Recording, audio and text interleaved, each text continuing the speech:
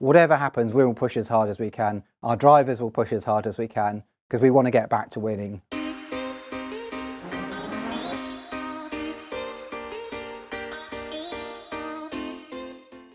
First question, great result in Canada. Really nice to sort of see a bit more pace from the car. But when can we expect the sort of improvements that will get Mercedes racing back at the front? Well, I think firstly, the race team executed really well this weekend. They brought the most we could get from our car in 3rd and 4th place. But I think as a team, we're realistic with ourselves. I think clearly Leclerc wasn't there, Perez wasn't there, and we were sort of not gifted that place because we deserved it, but we would have finished 5th and 6th if they'd have been in the running. From my point of view, what's really nice is to see a bit more pace from the car on Sunday. Also, to find some direction. I think we're starting to understand some of our issues. We're starting to make strides forward. But we're very realistic. We've got our feet properly on the ground and we know we've got to work really hard from here. We've got to turn that into parts that we can bring to make the car go quicker, and we'll try and do that as quickly as we can. Lewis was matching the pace of the top 2 towards the end of the race, but in the final laps, his pace sort of dropped back. Was that due to tyre degradation? I think it's really encouraging to see Lewis sort of be able to tag onto the back of the front 2. I think we looked like we were in decent shape with degradation with the tyres. At that point of the race, I think it was pretty clear to Lewis that barring some sort of collision up front, we didn't quite have the pace to compete and get ourselves into that fight. And he will have sensibly brought the car home in the position it was in. I think if you actually look at the laps towards the end, what you'll see is, although he backed off for a few laps, he then set a pretty quick lap on the penultimate lap. So the pace was there in the car, but not enough pace to challenge for the win, unfortunately. The car seemed to perform better in the race in qualifying. Do we understand that? And what can we do about it? Well, I think it's fair to say that you're always trading between qualifying and race performance.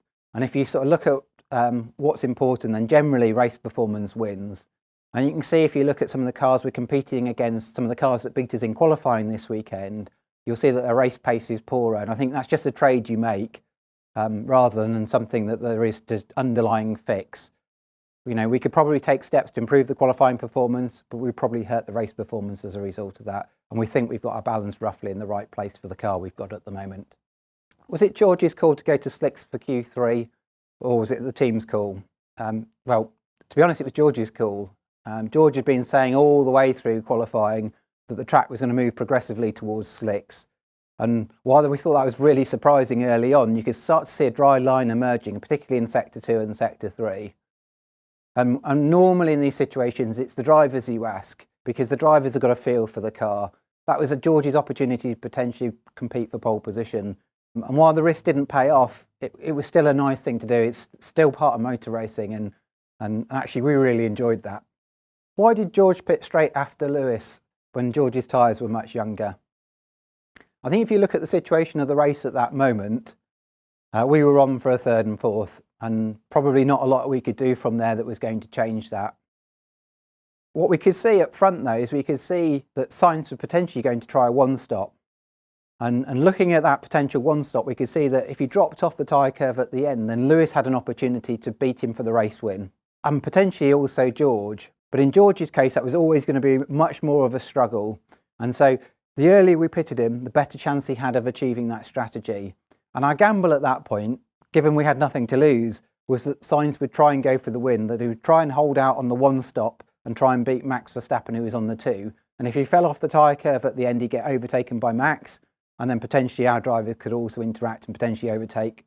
And that could have been a double podium for us. So that's the reason there was just nothing to lose, and it was a gamble that we took. Why did we have a strategy to run the 2 cars on different wing levels? Well, to explain that, you have to go back to P3, to that practice session in the rain. Both drivers elected to run more wing on the car than was optimal for a dry condition, and the logic behind that was just to get a feel for the car with a bit more grip. Put the car in a situation where that extra grip would help prevent any accidents, because it's very, very difficult to sort of change the car if you've damaged it between P3 and qualifying. As it happens, we've got 2 brilliant drivers who all year have kept the car out of the wall, all year have looked after the car and kept it in the best state possible. So going into qualifying, Lewis elected to go back on that rear wing level to run something that was more optimal for a dry race. George, meanwhile, felt that after P3 he was much happier with the car. He felt that that was a rear wing level he could take into a wet qualifying, and that would get him a bit further up the grid. And if it meant that in the race it was going to hinder him in terms of being able to overtake or potentially being overtaken, he would take that risk. And this is a decision that the race engineers make with the drivers. We discuss it, we work out whether that solution is going to work for us, what the pros and the cons are. And it was just a different decision between the two crews and the two drivers. And that's how we ended up running. Why did we not pit under the safety car for a new soft tyre? Well, the easy answer to that one is that we'd seen all through the weekend that the degradation on the soft tyre was quite high. If we'd only been 2 or 3 laps from the end, we would have fitted the soft. That might have been the right strategy. As it happens, in this case, we knew that the degradation would be such that we'd be vulnerable at the end of the race. And without a new hard tyre or a new medium tyre to fit, the right strategy was just to stay out under the safety car. And actually, that's what most teams elected to do. Well done, team. Great result. But what can we expect in Silverstone, and can we compete for the win? Well, one thing you can be sure of is we'll push as hard as we can. We'll be bringing new bits to Silverstone. We'll be trying to push the car forward, trying to get some pace from the car we've got or from the package we've got, as well as the new bits we're going to add to it. I think at the same time, though, we have to be honest with ourselves and say that at the moment we're just a little bit behind those front runners in Ferrari and Red Bull. And in a normal race, I think it's going to be tough. I think Silverstone will be a circuit that suits us a little bit better, like Barcelona did. But maybe they're just going to be a little bit difficult. But whatever happens, we will push as hard as we can. Our drivers will push as hard as we can because we want to get back to winning.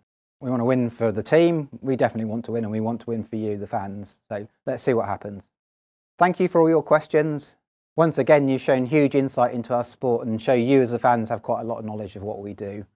We'll be back again in 2 weeks' time after the British Grand Prix at Silverstone to answer more of your questions.